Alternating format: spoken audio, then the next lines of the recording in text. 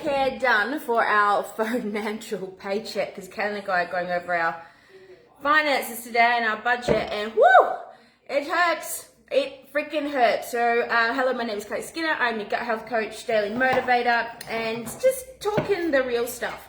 So for the last 8 weeks, I selfishly put baby into daycare. It's something that I really didn't want to do, to be honest, because it's taken us, I'm 42 this year, it's taken over 6 years to get our little Winnie, our little miracle baby, our little IVF lass, and I really want to be a stay-at-home mum, be a really, really hands-on mum. But what I was finding, as she's not my little slug anymore, she's my little bean, she's climbing into everything, she's active, she's just so inquisitive, and she needs to be stimulated, right? So I know that I can't always give that to her every single minute of every single hour, every single day on the week that Caitlin's away at work. And my business was starting to, I couldn't come to the meetings, hard to get to some of my calls, and I said, Caitlin, I need one day where I can just focus on my work. Hey, Katie, Ben, how you going?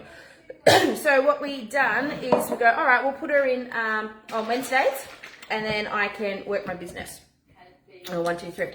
People do ask me why I still take Goop, even though I've lost 14 kilos the first time I done the program before pregnancy. Then I lost over 30 kilos since after pregnancy. And no, I didn't lose it breastfeeding. When people say that, purely because I couldn't breastfeed. Had a pretty scary, traumatic birth. I forgot to get my powders.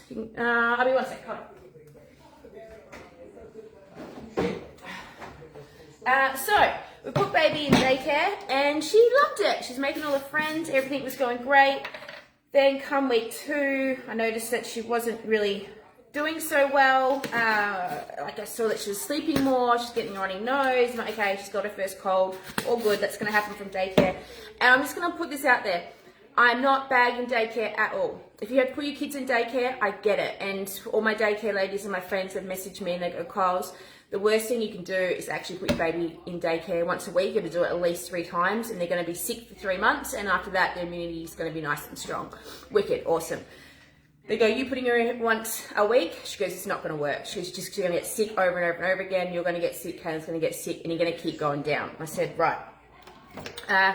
So we got baby better, and then it has been on. It has been gastro, in and out of hospital, 2 scoops of fibre. Then it was a massive chest infection, then a virus, and Caitlin's got it. Then I went down with gastro, and I had to ask Caitlin to come home. So what's going on at daycare, and I feel for these girls, I really, really, really do. I really do think. So in Winnie's little room, there was 16 one-year-olds in one little room, and it was a really good daycare. It smelled nice, it's pretty, you walk in, it felt like a day spa. It was great. But what happens is there's, I've got green all over my hands, is it's one young girl, there must be like 18 to 20, they're only young girls, and they're like basically barefoot and pregnant, or whatever they used to say back in the day, and they've got 2 crying newborns to 1-year-olds holding them, and they've got 2 crying ones at their feet, and I'm like, how are these girls doing it? I would be losing my shit. And the poor little, the ladies that are working there, they really are, I think it should be probably 1 lady to 3, maybe even 1 lady to 2 kids underneath the age of 1, because they need a little bit more. And the kids all have snotty noses, and then one day baby couldn't eat, so they rang me up, I came in, I fed baby, and they were so busy, I ended up feeding the other 3 kids. I'm just sitting there and feeding them, and I'm like, you guys okay? Like, you're really under the pump. And every single kid had a snotty nose. Not blaming daycare at all, okay? This is what happens when kids hang out and they get sick. But how do you keep, and what the daycare ladies told me, they're like, you wouldn't believe what parents do, Kyles, is that they fill their baby up with Panadol and Nurofen before they drop them off, like 20 minutes before they drop them off, so they're sweet as. And then we call them during work to say, hey, you're going to pick your baby up because she's sick. And they're like, no, we can't, and they crack the shit to them. So it's bad on everyone's point of view. And it's also bad because I understand if you're a contractor and you've got no sick pay, I understand it. You literally have to go to work to pay the bills, and you've got to put your baby in daycare. I understand everyone's journey. Like, it's hard for everybody. But what we found with Winnie being sick, hard out for the last 5 weeks, almost up to 6 weeks now. She's only really getting better now. She's only now getting solid poo-poos. BHO. What's BHO mean? Is that boohoo or bow, or I don't know what that means stuff. But hiya. So we went over our finances. So for those 4 weeks, I could barely run my business the way that I could because baby's so needy. So she needs me. She has to be on my chest. She has to sleep with me in bed. If I go on my phone, she screams. Coming to meetings, she's crying. She's throwing up. She's puking. And then when I went down with gastro, Kaylin's had to come home 2 days early. So there's what, $500? There's almost what'd she go? I think she was like $2,000 down coming home early. I couldn't work my business, plus going to the doctors and back, and all the things I had to pay. We're down a couple of grand. Okay, we're down a couple of grand. So I ask you, is it worth it?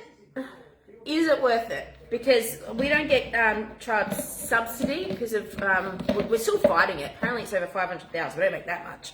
But instead of, if you make over 230,000, we get child subsidy. But even though we do make a good income, doesn't, how do you say this? I don't see this in a bad way. You know, $200 a week is expensive. $800 a month is expensive. Plus, I can't work and Kaylin can't work because we've got to take care of baby and each other and everyone's sick. That's a lot of money down. That's a lot of money down. And for the women that can afford to put your kids in daycare, well done. And if you can't, like, are you literally going to work to pay for daycare? Like, you're actually getting any money? Like, I don't get it. So this is where I offer you. Why not have choice? Okay, I had the choice to put baby in daycare. I now have the choice to put baby out of daycare purely because I don't want her to be that sick anymore and getting all. And Kaylin has been down for the last 5-6 weeks as well. She's come home with chest infection. Think she might have possibly gave me a little something. So but I take nutrition. She's too stubborn. So I've tripled up on my probiotics and my minerals. So I ask you, are you ready to have choice? Are you ready to work from home? Are you ready to have your own business? Are you ready to not have to put your kid in daycare or put your kid in daycare? Are you ready to have to have weekends off? Are you just ready for something different? Because you can join my business for $1, and if you go get products at the same time, basically you're getting your business for free. Yeah?